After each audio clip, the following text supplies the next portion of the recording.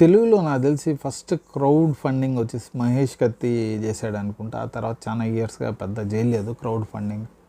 Maybe crowd funding పైనే నమ్మకాలు పోయాయేమో.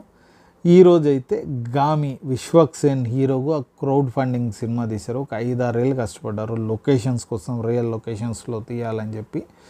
Story అయితే బాగుంది, విజువల్, సినిమాటోగ్రఫీ, సౌండ్ డిజైన్ అదిరిపోయింది. కాకపోతే స్క్రీన్ ప్లేన్లోనే మనకి కొద్దిగా తక్కువ అనిపిస్తుంది.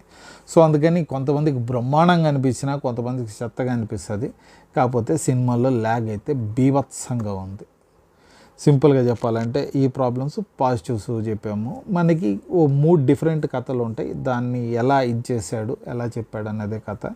దీని గురించి నేను కొద్దిగా డీటెయిల్డ్గా నా యూట్యూబ్ ఛానల్ టాకింగ్ ఫిలిమ్స్లో మాట్లాడాను. అక్కడ వెళ్ళి మీరు చూసి మీరు తెలుసుకోవచ్చు. అంతేకాకుండా ఆ ఛానల్ని సబ్స్క్రైబ్ చేయండి, లైక్ చేయండి.